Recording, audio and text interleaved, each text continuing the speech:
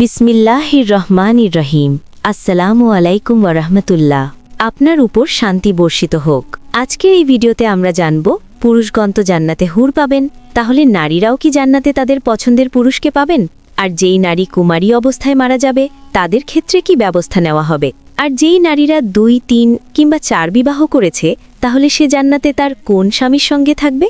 আর দুনিয়াতে যেইভাবে স্বামী স্ত্রী একসঙ্গে সহবাস করে থাকে, ঠিক সেইভাবে কি জান্নাতের স্ত্রী বা হুরের সঙ্গে সহবাস করবে নাকি করবে না?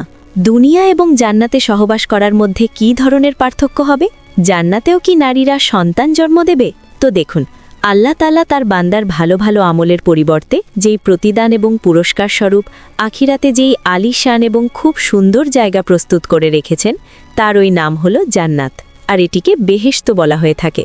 জান্নাতে সকল ধরনের আরাম আয়েশ বিলাসিতা করার উপকরণ মজুদ আছে।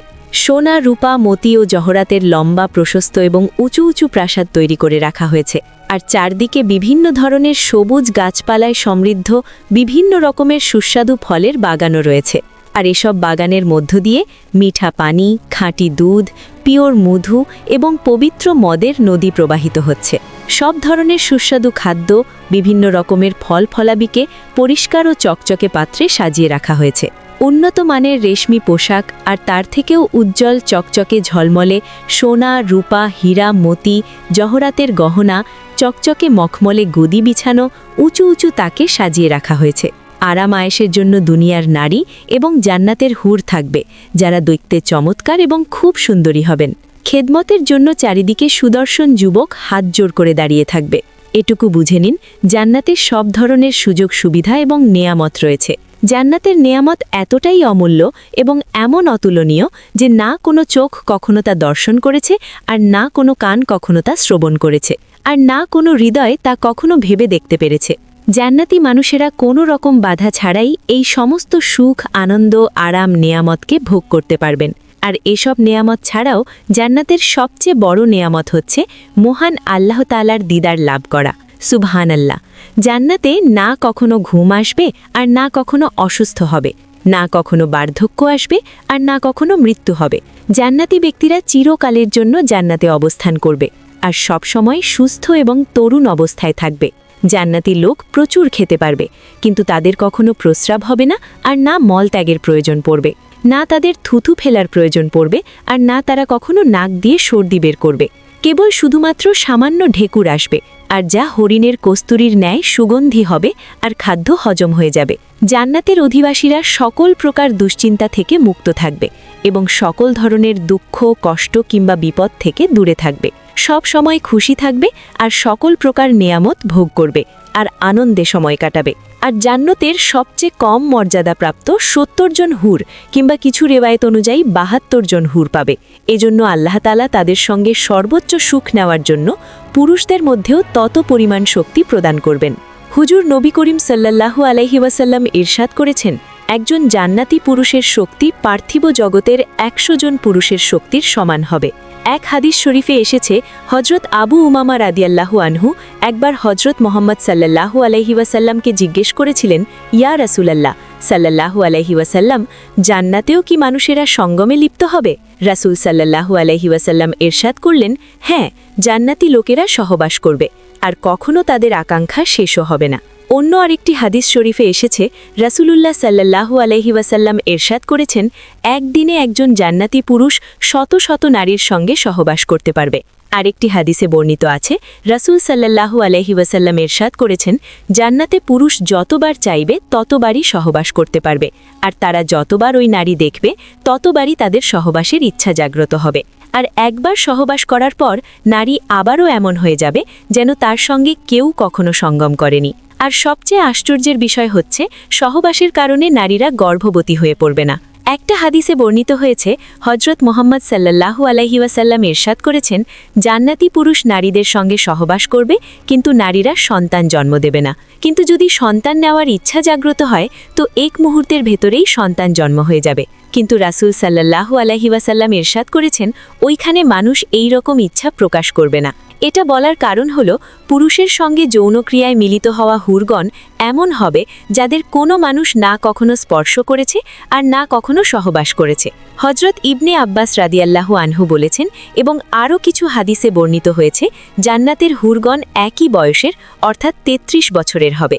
হুর এবং দুনিয়ার সকল নারীদের জান্নাতে বয়স ৩৩ বছর হবে, আর সেখানে না কেউ বৃদ্ধ হবে আর না কারোর বাচ্চা হবে, বরং সবাই যুবক যুবতী হবে। পৃথিবীতে যেসব বৃদ্ধ কিংবা বাচ্চা মৃত্যুবরণ করবে আল্লাহ তাআলা তাদের যৌবন ফিরিয়ে দিয়ে তাদেরকে জান্নাতে প্রবেশ করাবেন। হজরত আনাস রাদিয়াল্লাহু আনহু থেকে বর্ণিত নবী করিম সাল্লাল্লাহু আলাইহি ওয়াসাল্লাম ইরশাদ করেছেন জান্নাতে একজন পুরুষের ৭০ জন স্ত্রীর সঙ্গে বিবাহ দেওয়া হবে। ৭০ জন জান্নাতি নারী হবেন আর ২ জন দুনিয়ার নারী হবেন।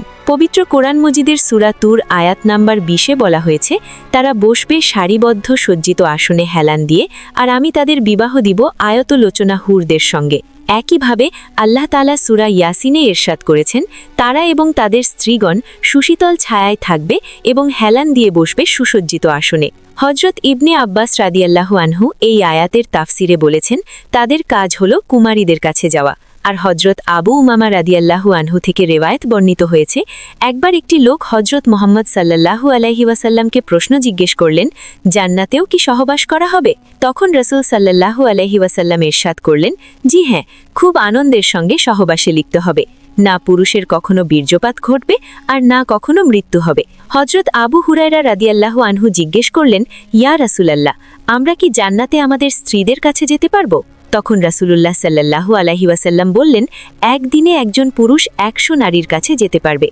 আরেকটি রেওয়ায়েতে এসেছে একদিনে ১০০ নারীর কাছে যেতে পারবে। হযরত আবু হুরায়রা রাদিয়াল্লাহু থেকে বর্ণিত নবী করিম সাল্লাল্লাহু আলাইহি ওয়াসাল্লাম ইরশাদ করেছেন আমি ওই জাতের কসম করে বলছি যিনি আমাকে হক উপদেশ দিয়ে পাঠিয়েছেন তোমরা তোমাদের স্ত্রী এবং ঘর সম্পর্কে যতটা জানো ঠিক ততটা জান্নাতের স্ত্রী এবং মহল সম্পর্কে জানো না।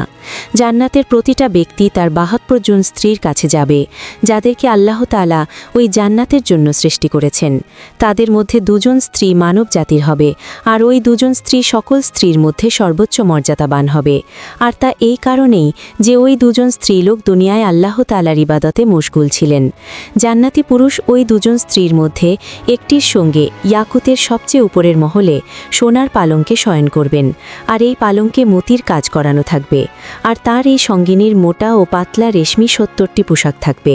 জান্নাতি যখন তার পিঠে হাত রাখবে তখন সে বুকের কাছে পোশাক, চামড়া, এমনকি মাংসপিণ্ড দেখতে পাবে, আর সে তার স্ত্রীর কলিজাকে পর্যন্ত দেখতে পাবে, যেমনভাবে তোমাদের মধ্যে কোনো ব্যক্তি ইয়াকুতের ভেতরে সুতোকে দেখতে পায়।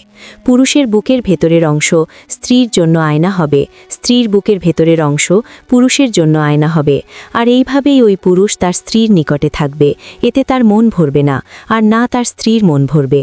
সে যখনই সহবাস করবে তখনই স্ত্রীকে কুমারী অবস্থায় পাবে। না পুরুষের নফস শীতল হবে আর না ওই স্ত্রীলোকের। ওই জান্নাতির আরও অনেক স্ত্রী থাকবে, আর সে একে একে তাদের সবার কাছে যাবে। সে যখনই কোনো স্ত্রীর কাছে যাবে তখন সে বলবে আল্লাহর কসম জান্নাতে আপনার থেকে সুন্দর এবং শ্রেষ্ঠ আর কিছুই নেই, আর জান্নাতে আমার কাছে আপনার থেকে প্রিয় আর কিছুই নেই। হযরত আবু সাঈদ খুদরি রাদিয়াল্লাহু থেকে বর্ণিত নবী করিম সাল্লাল্লাহু আলাইহি ওয়াসাল্লাম ইরশাদ করেছেন যখন কোনো জান্নাতি জান্নাতে সন্তানের ইচ্ছা প্রকাশ করবে তাহলে সে যেমনই সন্তান কামনা করবে সেই রকমই সঙ্গে সঙ্গে সে হয়ে যাবে। আর হযরত আবু বকর সিদ্দিক রাদিয়াল্লাহু বলেছেন আমি এ বিষয়ে জানতে পেরেছি যে কোনো ব্যক্তি যদি কোনো নারীকে বিবাহ করে তাহলে জান্নাতেও সে তার সঙ্গেই হবে, কিন্তু শর্ত হচ্ছে তাদের দুজনেরই ঈমান থাকা অবস্থায় মৃত্যু হতে হবে, আর স্ত্রী স্বামীর মৃত্যুর পরে অন্য কাউকে যেন বিবাহ না করে। হযরত ইকরিমা রাদিয়াল্লাহু বয়ান করছেন সাইয়েদুনা আবু বকর সিদ্দিকের শাহজাদি হযরত আসমা হযরত জুবাইর বিন আওয়ামের স্ত্রী ছিলেন, কিন্তু জুবাইর তাকে অনেক কষ্ট দিত, তাই সে তার পিতার নিকট অভিযোগ নিয়ে হাজির হয়। তখন আবু বকর সিদ্দিক তাকে সান্ত্বনা দিতে দিতে বললেন হে আমার কন্যা, ধৈর্য ধারণ করো। যদি কোনো নারীর স্বামী নেক বান্দা হয় আর সেই যদি স্ত্রীর আগে মৃত্যুবরণ করে আর তার স্ত্রী যদি স্বামীর মৃত্যুর পরে অন্য কাউকে বিবাহ না করে তাহলে মহান আল্লাহ তাআলা ওই স্বামী স্ত্রীকে জান্নাতে একত্রিত করে দেবেন, অর্থাৎ তারা জান্নাতেও স্বামী স্ত্রী হিসেবে জীবন কাটাবে আর তাদের সম্পর্ক কখনো শেষ হবে না।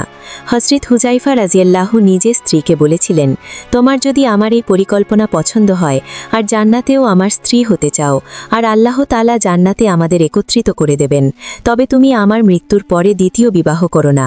জান্নাতে নারীরা তাদের শেষ স্বামীর স্ত্রী হবে। তো যেই নারীরা দুনিয়ায় 3, 2 কিংবা 4 বিবাহ করেছে আর তার প্রথম স্বামী থেকে শুরু করে সবাই একে একে মারা যেতে থাকে এবং কেউ তাকে তালাক দেয়নি, তাহলে এমন নারীরা তাদের কোন স্বামীর স্ত্রী হবে, প্রথম জনের নাকি দ্বিতীয় জনের? তো রাসূল ইরশাদ করলেন, দুনিয়াতে ওই নারীর সঙ্গে তার যেই স্বামী সবচেয়ে উত্তম ব্যবহার করেছিল সে তারই স্ত্রী হবে। তাহলে কোনো পবিত্র নারী যদি বিবাহিত হয়ে থাকে তাহলে সে জান্নাতে তার জান্নাতি স্বামীর সঙ্গেই থাকবে আর সে তার স্বামীর প্রাপ্ত হুরেদের সর্দার হবে আর আল্লাহ তাআলা তাকে সবার মধ্যে সবচেয়ে সুন্দরী বানিয়ে দেবেন আর ওই স্বামী স্ত্রীর মধ্যে অপরিসীম ভালোবাসা থাকবে আর তারা একে অন্যকে অসীম প্রেম করতে থাকবে।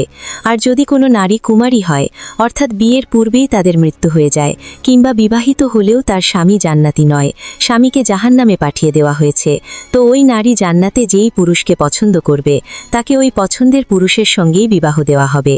আর সেই যদি সেখানে উপস্থিত থাকা কোনো পুরুষকেই পছন্দ না করে তাহলে আল্লাহ তাআলা জান্নাতে তার জন্য এমন একজন পুরুষকে সৃষ্টি করে দেবেন যাকে সে পছন্দ করবে আর আল্লাহ তাআলা ওই পুরুষের সঙ্গে ওই নারীর বিবাহ করিয়ে দেবেন।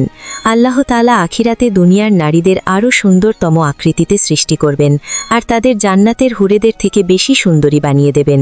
আর বাকি রইল যদি একজন নারী একসঙ্গে অনেক পুরুষের স্ত্রী হতে চায়, তো এটি জান্নাতের নিয়ম বিরোধী আর জান্নাতে কোনো নারীর মনে এমন কোনো আকাঙ্ক্ষাও জন্ম হবে না কখনো।